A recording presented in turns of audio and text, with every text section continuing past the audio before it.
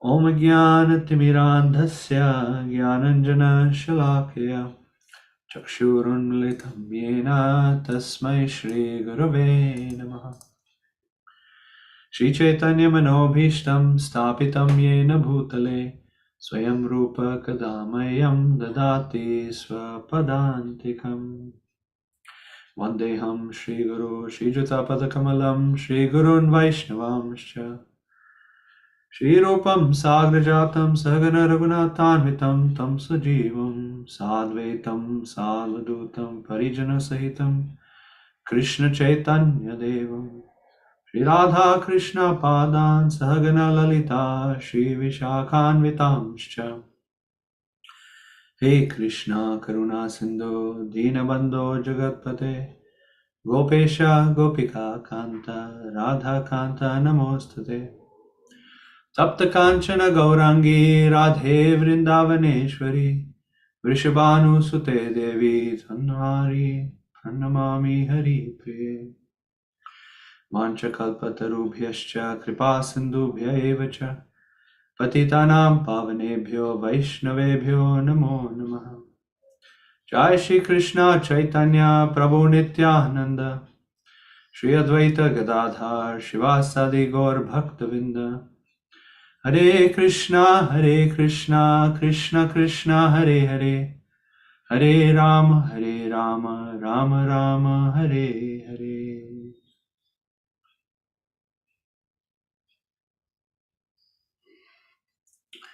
Om Namo Bhagavate Vasudevaya. Om Namo Bhagavate Vasudevaya. Om Namo Bhagavate Vasudevaya.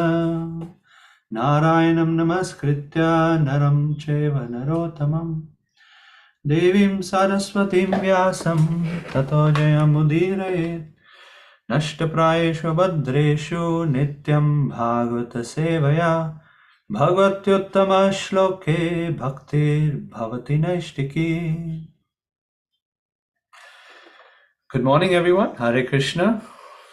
Nice to see all of you on this very auspicious Moksha Ekadeshi day of the advent of Srimad Bhagavad Gita. We'll be speaking on Canto 2, Chapter 10, Text 5. Canto 2 is titled The Cosmic Manifestation. The chapter is entitled Bhagavatam is the answer to all of life's questions.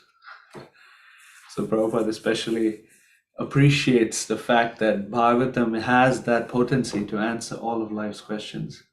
And he mentions it several times in these purports leading up to this verse.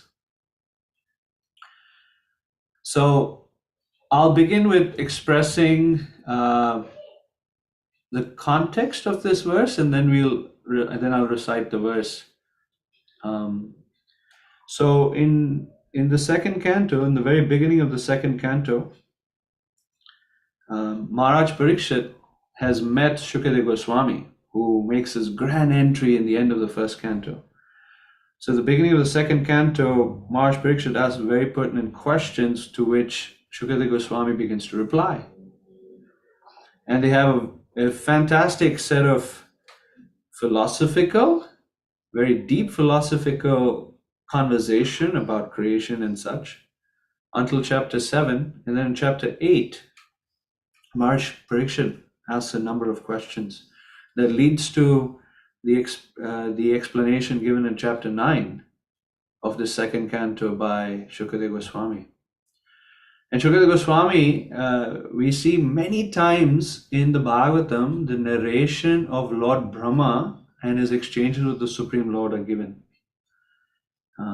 In the third canto, again, we'll hear of how during creation, Brahma had some exchanges with the Lord and offered prayers to the Lord and so forth. Here in the second canto, towards the end, it's a very important, highly important section for us as citizens of this material world to learn from the 9th chapter of the second canto. Perhaps the most important chapter, aside from chapter 3 in the second canto. And within 9th chapter, we find the context or the introduction of the four most important verses of the Bhagavatam called the Chatur Shloki. These are seed verses of instruction given by Krishna to Lord Brahma at the start of creation. And these four verses can then be expanded to the rest of the Bhagavatam. So they have this exchange. Krishna leaves. Then Brahma begins his creative activity. And towards the end of chapter 9, we find that Brahma and Narada engage in philosophical discussion, because Narada approaches him very humbly and understands that Brahma has been empowered with transcendental knowledge, so he wants to get some of that mercy. So he reaches out to Brahma to give him that knowledge.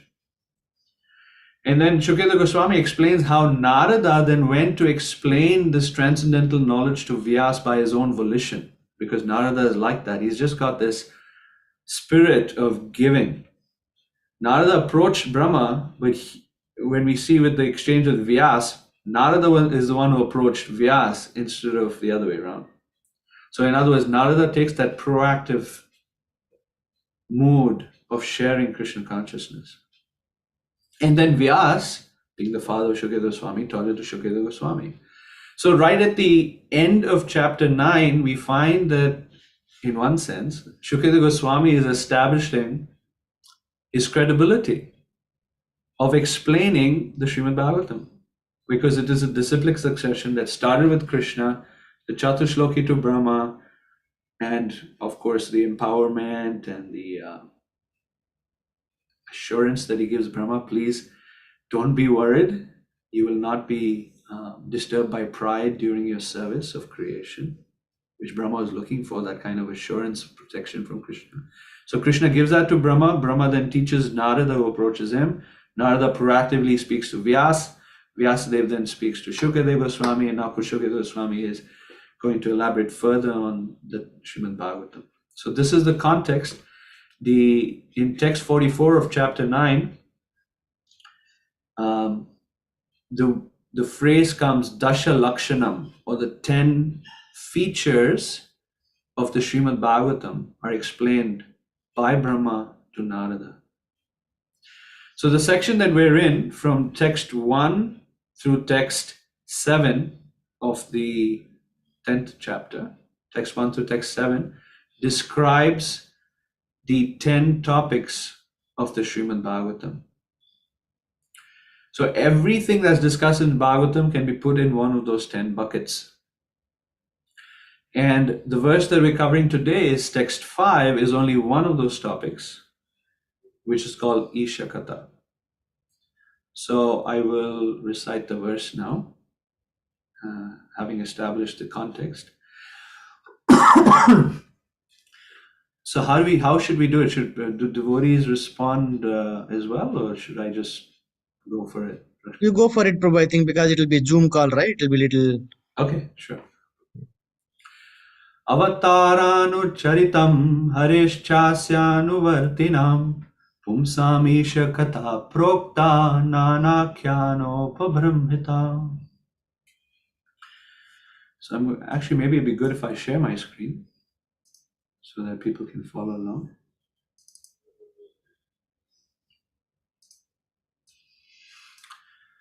Okay, so this is the verse right here.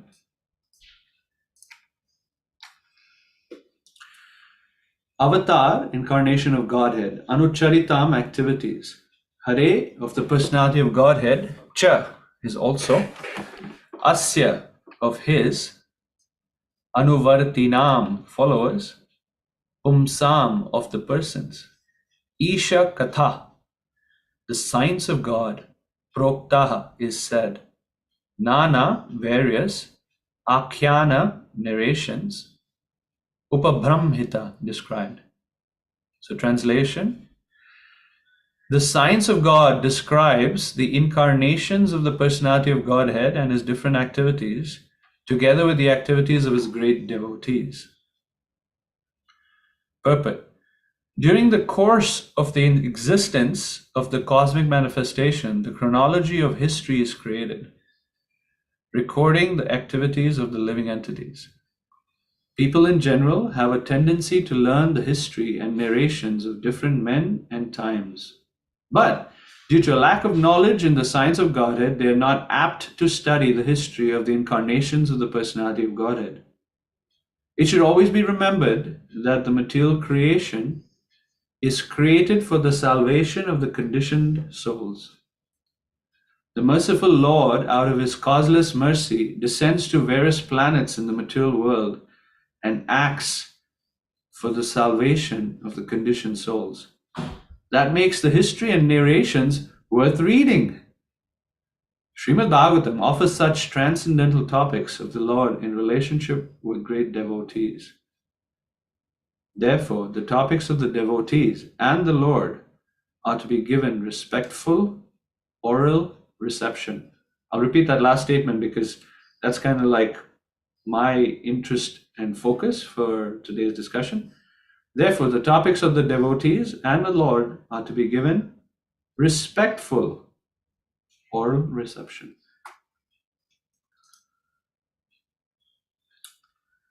So this idea of these 10 topics, and I'll list them out, they come in text 1 of this chapter, are sarga, creation, visarga or subcreation. Creation is done by Lord, by the Vishnu avatars. Visarga is done by Brahma, who takes the blueprint and actually creates the universe. Sthanam, or the planetary systems. Poshanam, which is the protection of Krishna. Utaya, which is the creative impetus. Manvantara, or the incarnations of Godhead, the Manus. And the next one is what our topic is for today. Isha Anukatha. So in text 1, it said Isha Anukatha. Isha means the supreme controller, and Anukatha means the narrations in following in the line of Isha.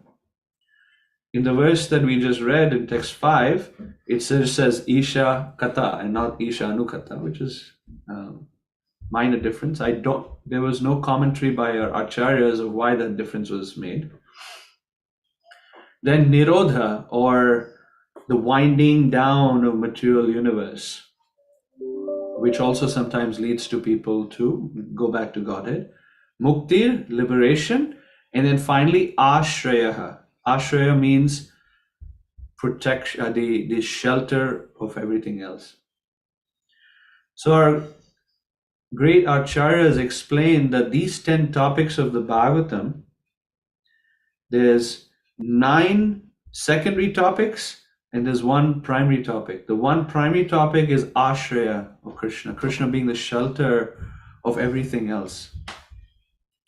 This particular verse that we're covering is speaking about the katha, or the narrations of the incarnations and the devotees of those incarnations of the personality of Godhead. But Ashraya, meaning the fountainhead of all of existence, Krishna himself, is the resting place for all of those incarnations and all of the devotees of those incarnations. So we're heading towards Ashraya, and there's further elaboration of Ashraya as this chapter progresses. What we're going to cover now is a secondary topic of the 10 topics of the Bhagavatam, one of the secondary topics. This idea of 10 topics is also expressed by Sutta Goswami in the 12th canto of the Bhagavatam, towards the end. So Shukadeva Goswami basically completes his narration by the end of the 11th canto, and then Sutta Goswami resumes in the 12th canto. And Sutta Goswami expresses to the sages of Naimisharanya that Puranas in general, the great Puranas, have 10 topics, and the minor Puranas have 5 topics. And he lists a very similar list that we find here in the 2nd canto.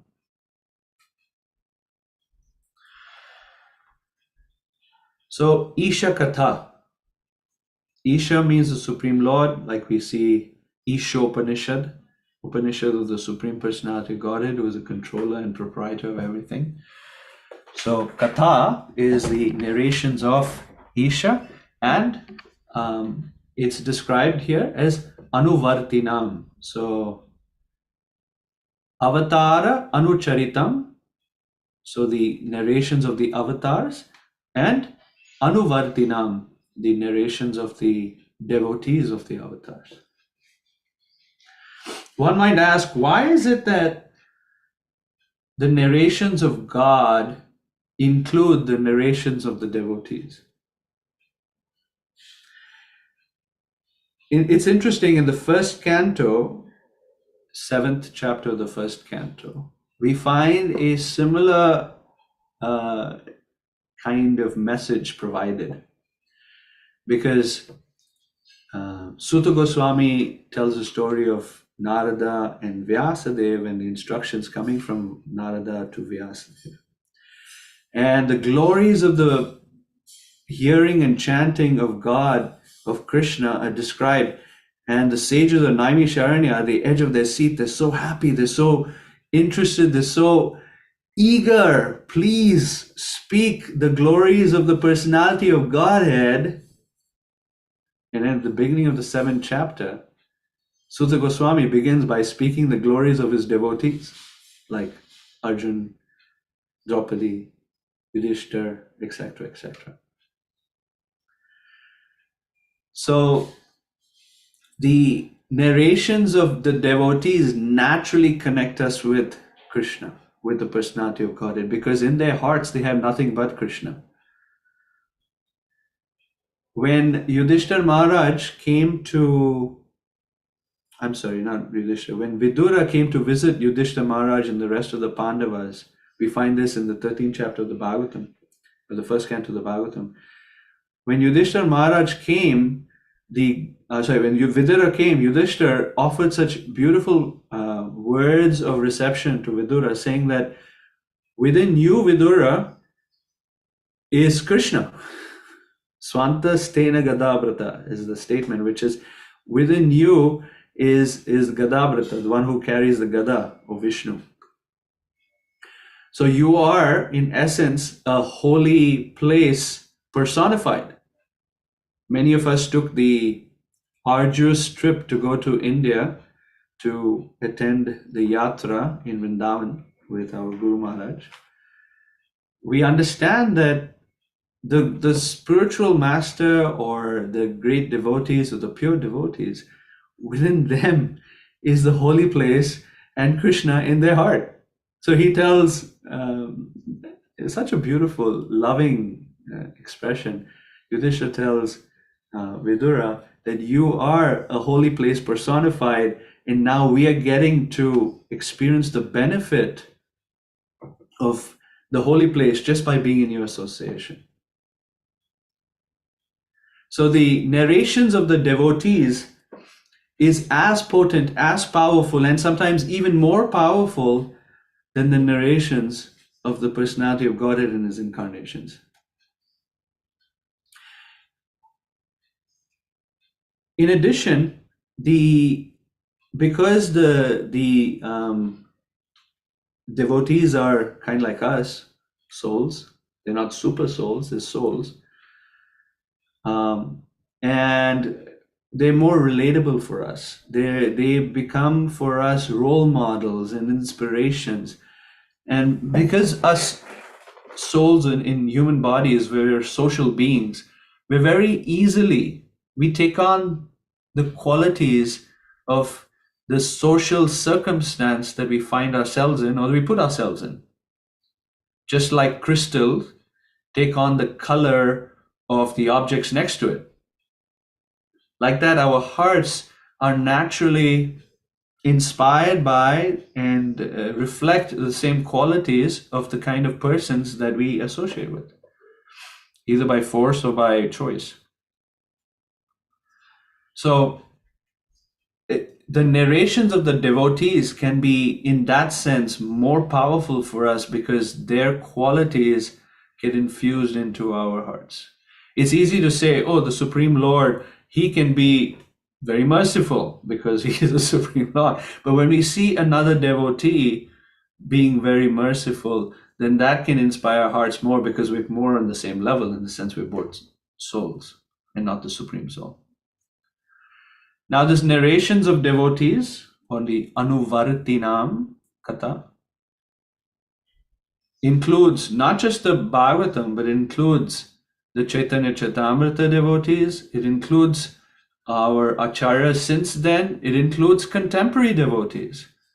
When we truly appreciate the spiritual dimension of the qualities of another devotee, and I'll emphasize that, when we truly appreciate the spiritual dimension of the qualities of another devotee, that is Krishna Katha, Isha Katha, or Anuvartinam Katha. Now, Prabhupada says in the purport, people have a general tendency to learn the history and narrations of different men and times. It's very true. You know, we see there's so much interest in history. I was talking to a colleague, not a colleague, but a acquaintance yesterday, and he was sharing with me that he had recently visited Egypt. And in Egypt, you know, we were talking about the history a little bit and how he was so fascinated by visiting the museums. So I was thinking that people are truly interested in history, ancient civilizations like the Egyptian civilization, the Mayan civilization. In fact, there's a whole channel called the History Channel. People subscribe to and pay money to watch. As infinitesimal human beings, we like to know about the lives of others. It's just our natural tendency. And it comes out in sometimes wanting to engage in gossip. What's going on in the lives of other people? So Prabhupada makes a statement that people have a general tendency to learn the history and narrations of different men and times. So true. But due to a lack of knowledge in the science of Godhead, they're not apt to study the history of incarnations of the personality of Godhead. So the key problem is that we lack, not maybe we, but persons may lack this inclination to hear about the history of God. And it's very, very special, because why are we even here in the first place? Prabhupada said it should be always remembered that the material creation is created for the salvation of conditioned souls. So why are we even here? It's a question I often ask myself. Is like, why am I here? Looking around, I'm in this particular house with the trees around. I've got this expansive sky. Why did I land up in Chicago of all places? Like, why am I even alive? Why am I in the family that I'm in? Why am I here? What's the purpose of all of this? Why am I on a planet that's floating in the middle of a solar system that's floating in the middle of this expansive space? What's the purpose of all of this? So Prabhupada said it's created for the salvation of conditioned souls. We've come here to learn. We've come here to grow. It's a prison house. We're kind of trapped in a material body with a material mind.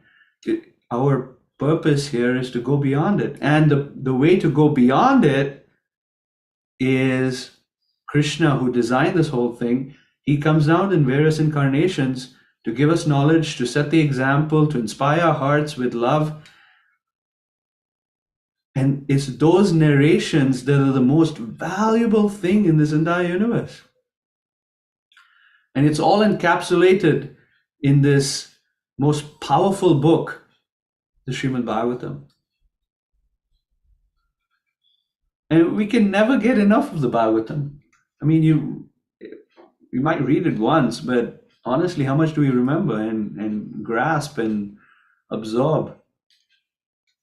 I've been thinking, we don't really need so many books. Just the Bhagavatam, Chaitanya Charitamrita, and Bhagavad Gita, that's more than enough of lifetime of study and meditation and application and discussion.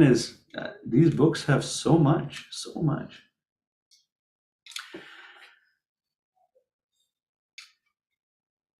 So towards the end of the purport, Prabhupada says, therefore the topics of the devotees and of the Lord are to be given respectful oral reception. So we'll spend some time with this respectful idea, respectful oral reception. Firstly, today is Bhagavad Gita Jayanti, so I wanted to at least reference it a little bit because I feel a little bit of concern that on such a wonderful, auspicious day, it is not appropriate to not include discussion of the Bhagavad Gita that has given us so much light, wisdom, and inspiration over the years. So we were talking about the Chatur Shloki in the Bhagavatam, which is in the 9th chapter, just the previous chapter. And in the Bhagavad Gita, there's also a Chatur Shloki, or 4 verses that can encapsulate the entirety of the 18 chapters of the Gita. So in the 10th chapter of the Bhagavad Gita, text 8, 9, 10, 11, is the Chatur Shloki. It begins with Aham Sarvasya Prabhava Matta Sarvam Pravartate Iti Matva Bhajante Ma Buddha Bhava Samanvita. And it very much parallels or resonates with the first verse of the Chatur Shloki in the Bhagavatam as well, where how Krishna explained that Ahameva Sameva Agre, that he is beyond everything and he's the source of everything. So similarly, in the Bhagavad Gita, I am the source of everything and everything emanates from me, Krishna says. And people who understand this worship me with devotion. The very next verse is, okay, how do the people worship with devotion? Mat chitta mat gata prana bodhayanta parasparam kathayantascha mam nityam tushyanti cha ramanti cha. So we see in the second verse of the Chatur Shloki, it directly ties with our verse today. Krishna explains, mat chitta, their minds are on me. This word chitta is something I've been studying a lot because it's a word that comes in the very beginning of the Yoga Sutras. The very explanation of yoga, what is yoga? In the Yoga Sutras explain that yogas chitta vritti nirodha. So the vritti means like waves or swirlings or movements. So yogas chitta vritti nirodha. So the movements of the mind or the chitta is actually not just mind, it actually encapsulates the intelligence as well as the ahankar or the false ego. So when the swirlings and the movements and the craziness that goes on within the mental aspects of ourselves subsides, nirodha, or stops, that's yoga.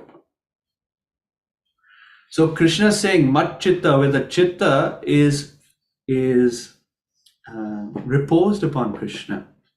Madgata prana, their life heirs are dedicated to him, meaning in service to him.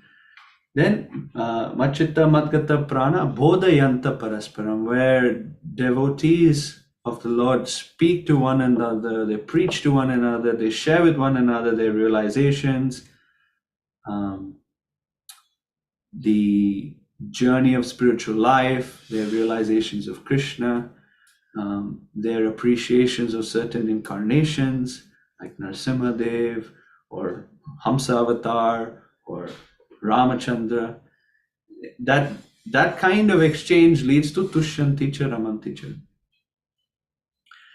Kathayantascha mamni. This katha, which is the word we're talking about here, Isha katha, this narrations brings so much joy to the devotees because it truly satisfies the soul. You can feel a qualitative difference within the heart. Let's say you watch a sitcom, comedy. One gets entertained and laughs and this and that. And then you discuss with devotees Bhagavatam. There's a qualitative difference in the happiness that one experiences. It's at the soul level.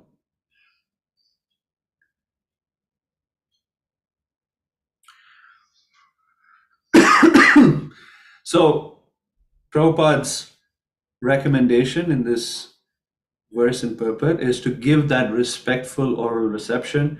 And the result is wholesome relationships with the devotees.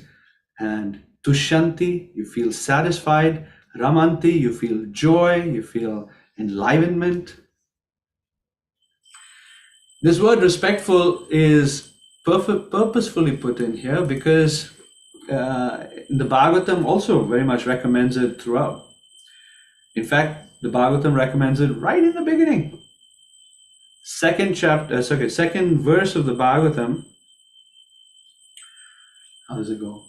Dharma projita kaitavotra paramo nirmatsaranam satam Vedyam vastavamatra vastu shivadam tapotrayon mulanam Srimad Bhagavate Mahamuni Krite Kim va Parairishvara Sadhya Ridhya Varudyate Trakritibi Shushu Shubhistakshana. Key Sanskrit phrase is Shushu Shubhis. With devotion, with attention, with respect. So just explaining the last line that Sadhya Ridhya Varudyate Trakritibi. So the Lord himself, Sadhya, immediately, at once manifests within the heart of a devotee for one who offers respectful oral reception. Takshanat. There's no delay.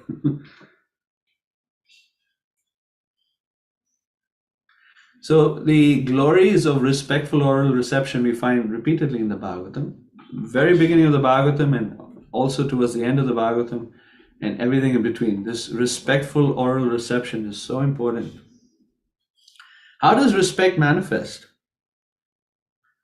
I was thinking, that this respectful oral reception manifests in 4 different ways, right? On the physical level, the mental level, the intellectual, and certainly at the heart level. So the physical level is how one is seated when one is hearing either a friend or hearing a class or whatever the setting may be where there's some Isha Katha, how one is seated or how one is physically showing up, right? Are the eyes open? Are you like not sleeping? Are you slouched? Are you sitting up straight? So physical expression of respect. And then there's certainly mental, right? So not just seated well and seated perhaps even in front, close forward, as opposed to being backbenchers. So the mental side, being attentive, not being on one's phone, being distracted. There's a story of one lady who would rush to hear Bhagavad Katha going on by a sage. The sage had a beard and he would speak Bhagavad Katha, and this lady would sit right in front of him, very eager, and she would tear up. And he would be so enlivened and enthused, and by her, seeming receptivity, that she was crying and seemingly appreciating his talk. So at the end of the talk, he went to her and asked, what is it that inspired you so much? I saw you tearing up. And she said that your beard reminded me of my goat who died. And so I was remembering my goat. And so the respect that we offer needs to be not just physical, but also mental, fully attentive, which is hard to do, obviously. Then the third aspect of intellectual, meaning the respect in the heart, is I want to know, like, what is real. I want to know about Krishna. I want to know about this supreme consciousness that's within my heart and that's directing my life, that is so intimate with me, but I've lost touch with that person. I want to know about their pastimes. Like, how does this person manifest in this material world, just trying to bring me closer to him. So this curiosity, this desire to know is on the intellectual level. And on the heart level is wanting inspiration, wanting to connect, wanting to feel this relationship, right? Where there's exchange of feelings and emotions. So from all of these levels, physical, mental, intellectual, and heart, one is offering respect. And this is the Vedic system is permeated by these two qualities, respect and gratitude. It's quickly eroding, unfortunately, but that's Vedic system, is respect and gratitude. The I guess one verse I'll share with you that I appreciate very much is Queen Kunti's prayer to Krishna. She's right in front of Krishna and she's speaking to him and saying about Isha Katha, or the glories of speaking about Krishna, his incarnations and his pastimes and his devotees' pastimes. So she says, Shinvanti gayanti grinanti bhikshnasaha smaranti nandati tavehitam janam taeva pashyanti achirena tavakam bhava pravaho paramam padambujam. So she says, those who hear Shinvanti, Gayanti, those who speak or recite, Grinanti, those who internalize, meditate on, and accept and make this one with their life, Abhikshnasa, meaning constantly. Smaranti, they're remembering. Nandati, they glorify. Tave hitam jana, your pastimes, Krishna. Smaranti nandati tave hitam jana. The eva pashyanti achirena tavakam. Very soon they come in contact with your lotus feet, which have this really fascinating quality. Bhava pravaho. Bhava is material existence. And you can think of material existence, which is driven by time, as a stream. So we're like you could say we're on a river of time, and that time is just moving. We can't stop it. And we're just experiencing problems in life, challenges in life, and so forth. And then old age and disease and death and birth again. And we're on like a river of time. So that's like this bhava. Pravaha. Pravaha means to stop or stop the flow of. So bhava pravaha is stopping the flow of the river of time.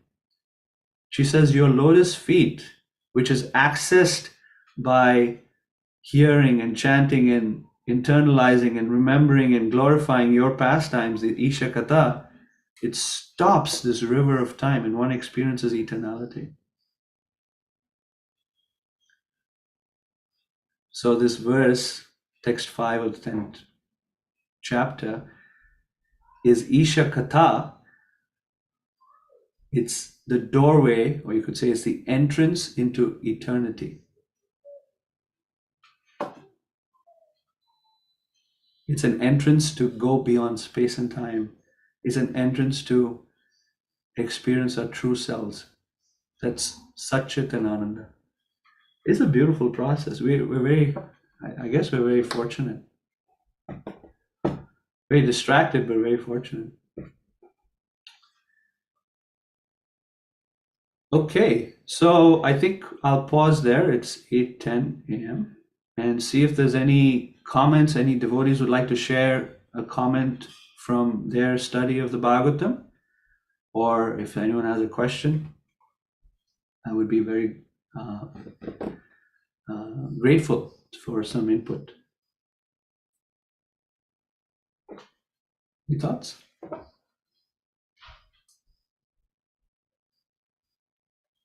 Hare Krishna, Prabhu. I Thank you so much for a beautiful class, Prabhu. I mean, when we were reading this translation, so it just not the Lord with his devotees. So that makes the sons of God. That's how Prabhu translates. It's not just the about the Lord, right? So the science of God includes both. I mean, the wonderful way that you explained about various aspects. Very nice, Prabhu. Thank you. One quick question Yeah.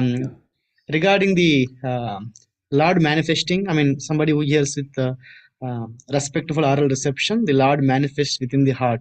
Maybe if you can throw some more light on that, Prabhu, because the Lord is there as a super soul within everyone's heart. So the manifesting is the realization of the devotee, or maybe if you can give some more details on that, that would be. Well, I mean, Sutta Goswami explains it very clearly. There's a progression, right? This respectful oral reception is followed by a series of things, and it's described in text from text 16 of chapter 2 of Canto 1 through text 21, starting with. So I remember I mentioned the word Shushrushraya, which is expressed in the second verse of the very first chapter of the Bhagavatam. That same word Shushrushraya comes in 1-16. How does it go? Shushrushrosha Vasudeva Kataruchi Syan Mahat Sevaya Vipra Punya Tirtha Nishevana. So the Shushrusha, by offering this respect to the devotees, Vasudeva Kataruchi, who are offering Vasudeva Kata, Syan Mahat Sevaya Vipra Punyatirtha Nishevana. So it's by the service to the great devotees and respectful oral reception to the great devotees that the heart becomes more attracted to Krishna Katha. So then the next verse says, Shrutam Swakata Krishna Punya Shravana Kirtana Hridyantasto Hyabhadrani Vidhunoti Suritsatam. So the Lord within the heart, right? So now we're attracted to Krishna Katha. The Lord within the heart starts to clean it. he's so kind that Hridyantasta, he's within the heart, Vidhunoti, he starts to like take out a broom and sweep it. I'll share with you a quick story because we share the same spiritual master. That one yatra. So this time Vrindavan Yatra had 600 devotees signed up. So about 20 years ago, the number of devotees that went for the Vrindavan Yatra was about 50. A lot less. And during that yatra, Maharaj, before his morning katha, he would sweep the entire room before the devotees would come and lay down the mats for them. I mean, he's a spiritual master, but that's what he would do. So that whenever I think of this verse, Vidhunoti, that Krishna within the heart is cleansing the heart of abhadras, of unwanted things, I think of that example. That's in text 17. Text 18, then Nashta Prayeshu Abhadreshu Nityam Bhagavata Seva. So as you continue Nityam Bhagavata Seva, as you continue to give respectful oral reception, then the abhadras, or the dirty things within the heart, are almost destroyed, not fully destroyed, almost destroyed, prayena. And then bhakti bhavati naishtiki, that the resolute determination in bhakti is pretty strong. So one is on the nishtha platform. Then after that, what is the verse? Nashtaprayeshu vadeshu nityam bhagavata sevaya bhagavati uttama shloke bhaktir bhavati naishtiki. Then tada rajastamo bhava kama lobha dayasche chetayete ranavidam stitam sattve prasidati. So now passion and ignorance subside, the mode of goodness starts to awaken, and one becomes prasidati, one becomes happy, just generally happy with life, because they're situated more in the mode of goodness. They're not hankering for more things. They're not, trying to be very successful in material life, etc., etc.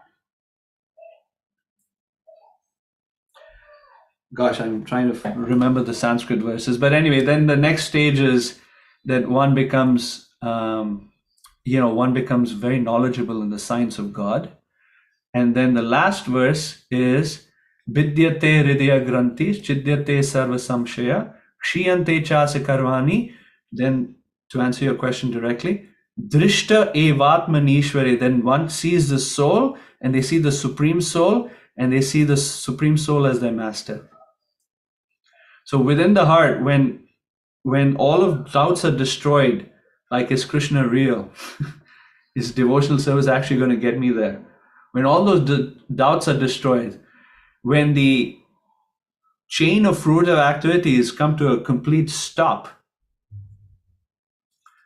at that point, one can see the soul, see the supreme soul, and their intimate relationship with them, with him. So that respectful oral reception, beginning with text 16, through the gradual process of devotional service in text 21, then one sees the Lord within the heart. That makes sense, Prabhu? Yes, Prabhu.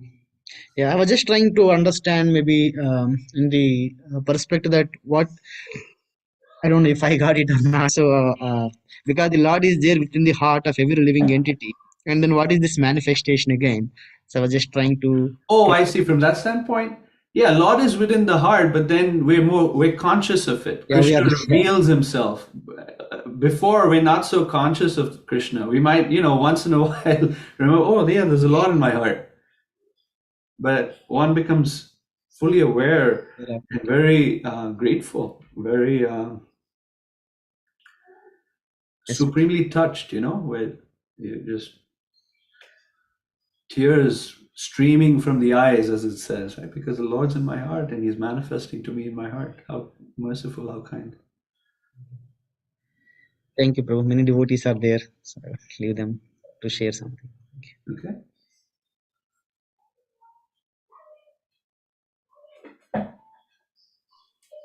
Hare Krishna Prabhu, please accept my humble obeisances. All glories to Srila Prabhupada. Hare Krishna. You have a nice profile picture there. It shows the Lord within the heart manifesting outside in Gopakumar. Yeah, I kept it to remind myself. Thank you so much. This is so beautiful. The aspect of the devotees' katha, it's not different. Not only not different, but actually more important. I really loved that point you brought up. How we have this, natural inclination to kind of know things, all that. It was interesting. The other day we were just walking during the lunch break, and I was just randomly looking at a house, and I was like, okay, what are they doing? What is happening? Just casually. Yeah. We were trying to do japa, supposed to be japa walk during the lunch, but I was just like, looking around and saying, and then, as you know, Vrindavan Prabhu, he's like, okay, why don't you go ring the bell and ask? Did you do that? I mean, not obviously, but it just brought me to, is that really important? Do I have to really bother about it, kind of a thing? But as you were speaking about it, that natural tendency is there. Yeah. So when we connect that natural tendency to know about things, what's happening here, what's happening there, and trying to connect to these wonderful devotees from Srimad Bhagavatam. And also, I was appreciating the other point you brought up, the devotees around us. Okay, they may also have struggles, but how are they dealing? What is happening in their lives? How are they so joyful and blissful in spite of, being in the same material world, in the same struggles? So that really, it was very inspiring, and just felt so enlivened with that.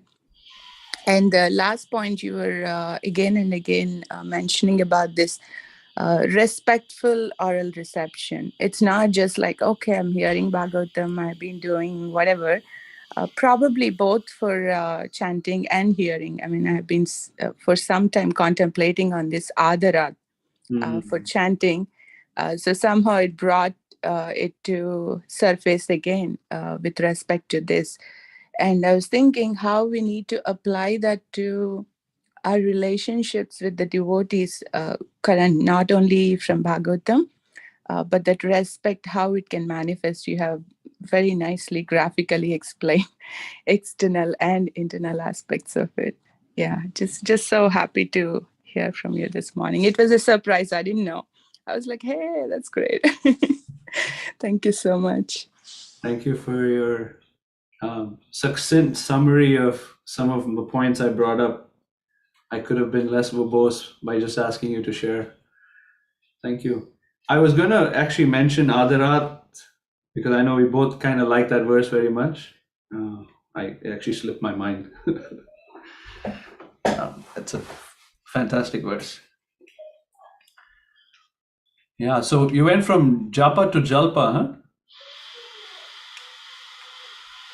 It's a nice. I know, in a fraction of a second, without even notice, when Nan Prabhu said that, I was like, immediately, I said, you have a nice way to slap without using your hands. Just slap me and bring me back to where I should be. I wanted to sort of comment on something you said, is how, devotees around us may be going through challenges yet being blissful. For me, sometimes what inspires me more is that devotees don't necessarily have to be blissful, but the fact that they keep going through challenges and their dedication to Krishna consciousness through both, the sadhana activity as well as to continue their service, whatever their service is, despite challenges, to me, that can be really, really powerful, even though they're not blissful. Because behind the bliss, they're not experiencing bliss, but the fact that they are continuing on with their Krishna consciousness exhibits a determination and a love that's infectious. That's bhakti. That even when you don't like it, you're not enjoying yourself. You still are pursuing it with full force.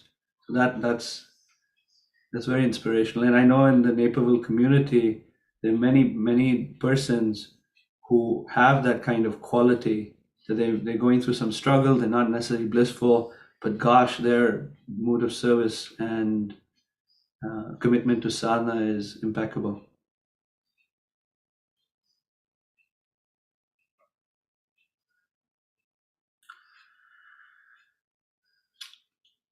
Okay. Any other comments or thought? Thank you very much, Prabhu, for the very wonderful class. I'm a little under the weather, so sorry for my voice. I've been clogged up the last few days. It was really nice, actually. There's some things that really struck out from your talk. And also at the end, you mentioned how Maharaj would clean the temple room and put the mats down for the devotees who would come to listen to him. And that was also just very inspiring to hear. I guess my question is that we feel very inspired to do things for Krishna, and we are very enthusiastic, and we all go in with our best of intentions, because we are all 100%, I mean, to put it simply, we're all going in with sincerity. But after a while, after noticing the anomalies, the shortcomings, our respect may reduce. Yeah. How to keep that respectful hearing going on, even in the presence of the problems that are apparent. They're true. They're not. We're not dreaming that there's certain issues or problems. How to keep that respectful hearing going. Wow. First of all, I'm so delighted to see you on the screen here. I haven't been able to connect with you in a long time, and I feel like my life is lacking as a result. No problem. And your being here in the discussion is very special. Thank you. So, one thing I will preface my response with is that you really have the quality of respect that I aspire to have. And I can share with you that I've been told by my spiritual master several times, wow, Gopalhari is so respectful. It's like, okay, Mar, thank you. That's my role model now for what it means to be respectful.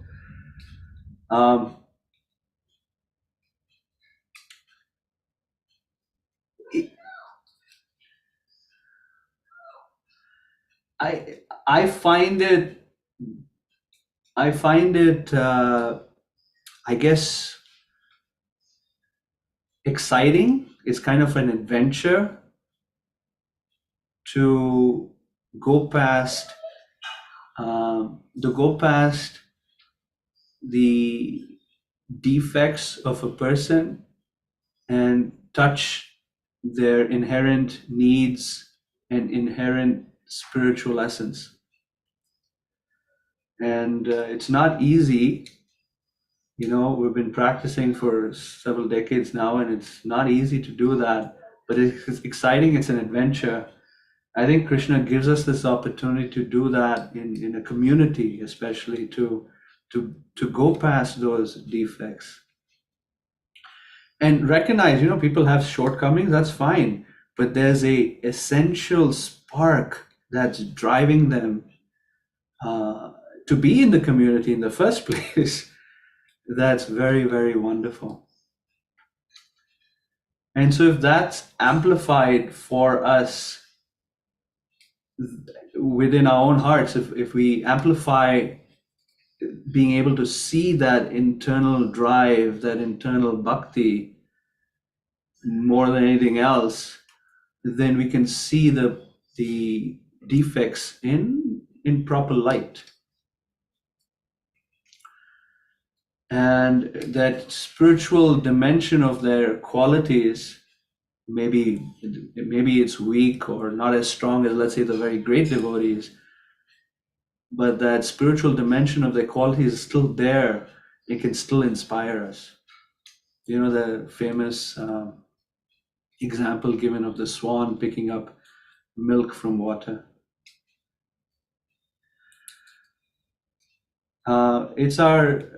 It's our practice. Now, I will say that in my own experience, my own personal experience, I used to be and still carry the tendency to judge others.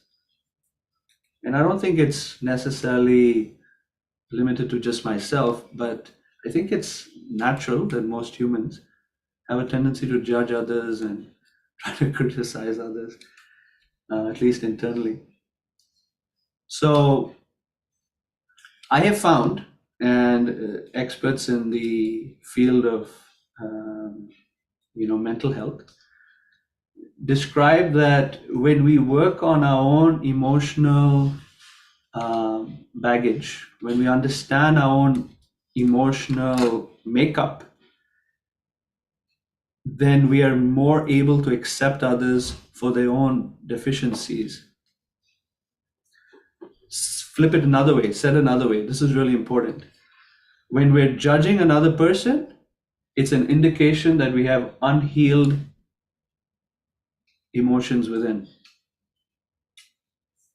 So it's a message, it's a flag, if we're judging others, that I've got to do some work of growth, of emotional intelligence, awareness, and healing. And by that, now I can see another person with a little more balanced perspective.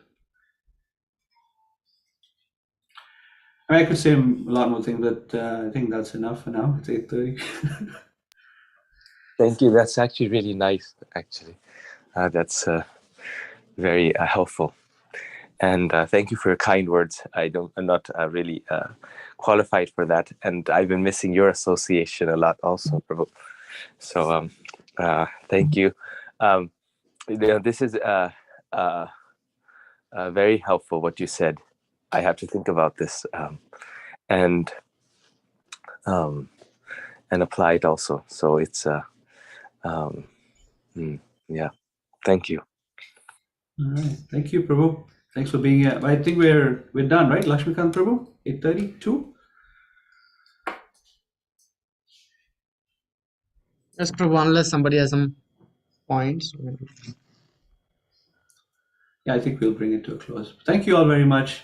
Really appreciate your presence this morning and the opportunity to discuss and share Krishna Katha on a very, very special day of Bhagavad Gita's Advent.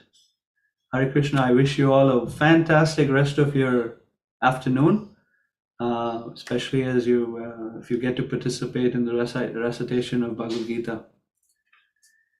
Okay, Hare Krishna. Srila Prabhupada ki jai. Grantaraj Srimad Bhagavatam ki